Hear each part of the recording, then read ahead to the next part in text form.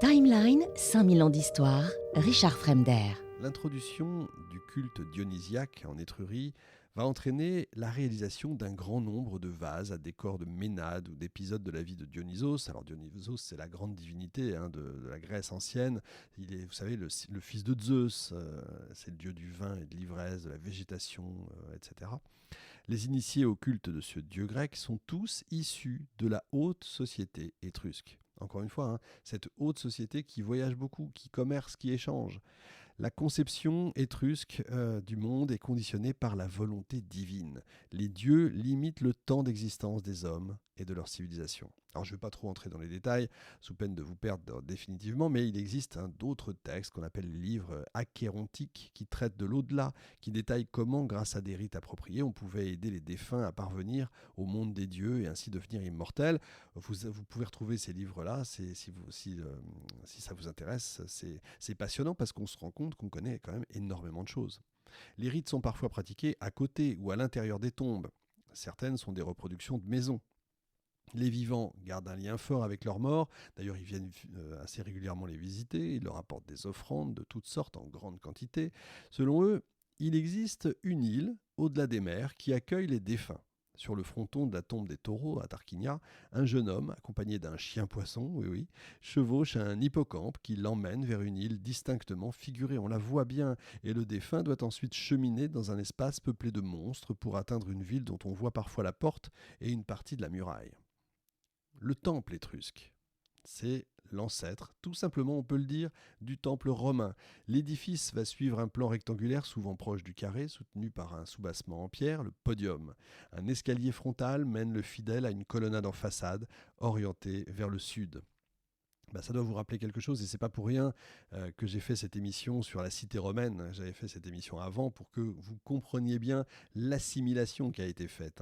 Le visiteur entre dans un vestibule, le sanctuaire, la cella, est divisé en 3 pièces dédiées chacune à une divinité, donc tout ça vous rappelle des choses. Le toit à double pente dépasse largement des murs et de la façade.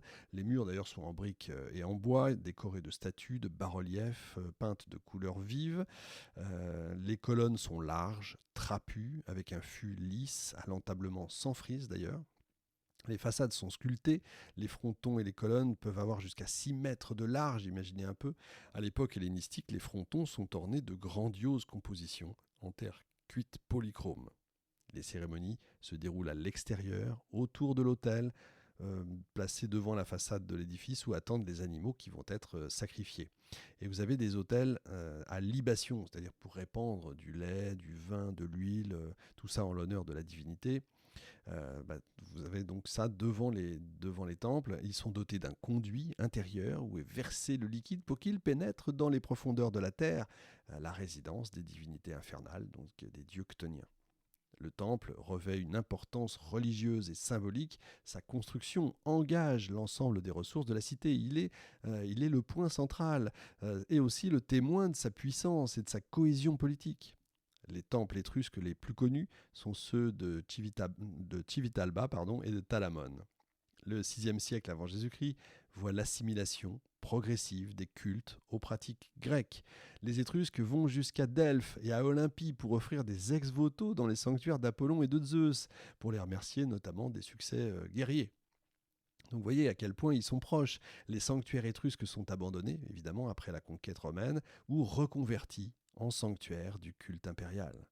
L'autre aspect essentiel de la religion étrusque, on l'a vu tout à l'heure, c'est le domaine funéraire. Les Étrusques croient dur comme fer en la survie des défunts après la mort. Donc il est nécessaire de les entourer de leurs objets familiers. Le culte, et ça nous arrange, comme ça on en sait beaucoup, le culte des ancêtres est très ancien et tout ça est lié à la tradition aristocratique. C'est pourquoi les tombes du 7e siècle avant Jésus-Christ conservent des statues d'ancêtres assis sur des trônes sculptés à même la roche. C'est un aspect fondamental de leur culture. Les tombes sont creusées dans le tuf volcanique à flanc de falaises rocheuses. Elles sont surmontées ou flanquées d'espaces et d'autels sacrificiels, encore une fois, destinés à recevoir les offrandes et les sacrifices en l'honneur des morts. En abordant la peinture funéraire étrusque, on a constaté que certaines fresques représentent le défunt, c'est ce que je vous disais, victorieux de ses ennemis lors des batailles. Maintenant, une fois qu'on parle de bataille, il faut parler de l'aspect militaire, parce qu'on a souvent, quand on a une vision, moi, j'étais pas spécialisé du tout des Étrusques avant de travailler sur cette émission. Quand on a une vision des Étrusques, on a souvent une vision romantique. Eh ben, en fait, c'est vrai, ils nous apparaissent comme un peuple pacifique, qui raffole des beaux vêtements, qui aime faire la fête, qui est très ouvert aux autres religions, etc. Donc vous vous dites, mais c'est de place to be, c'est vraiment le lieu où il fallait vivre, c'est le monde merveilleux, on est dans l'Éden. Non, pas du tout en fait. En réalité, ils passent leur temps en lutte intestine, en expédition militaire contre leurs voisins. Ils souhaitent quasiment quotidiennement exercer un contrôle militaire partout, sur terre comme sur mer. Sur les flots en général. Ils entretiennent des relations complexes avec les autres, notamment avec les Grecs.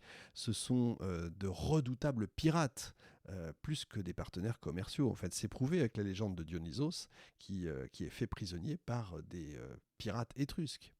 L'époque archaïque est marquée, elle, par une expansion vers le nord et le sud de l'Italie. La survie de la cité repose sur sa capacité, en fait, à se défendre, à résister aux voisins. La guerre est en fait un état presque normal pour le peuple étrusque. Piller le territoire du voisin pour ramener du butin, c'est la norme. Ils se garantissent des points d'appui stratégiques ou commerciaux du coup.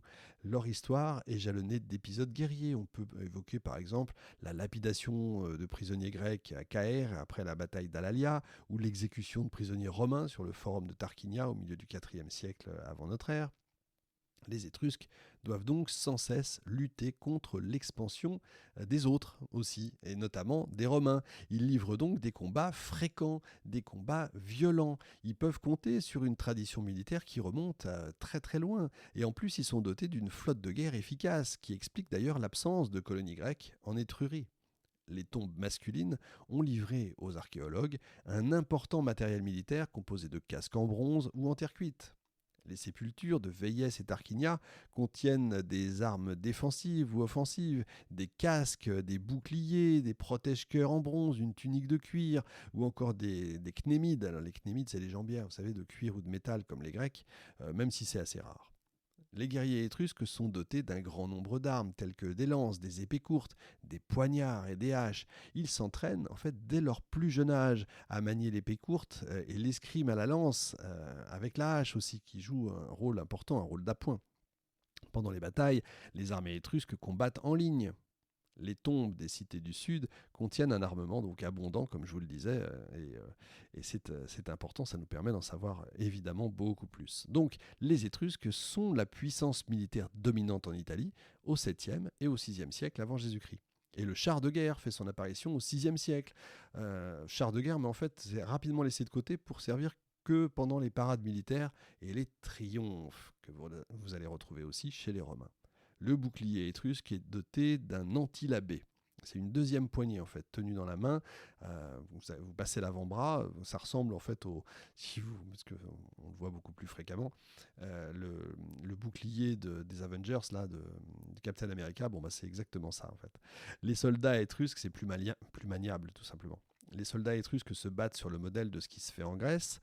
Au 5e siècle, leur armure se compose d'une cuirasse en bronze, d'un bouclier rond, de jambières, d'une lance, d'une épée et d'un casque à cimier de type corinthien d'ailleurs.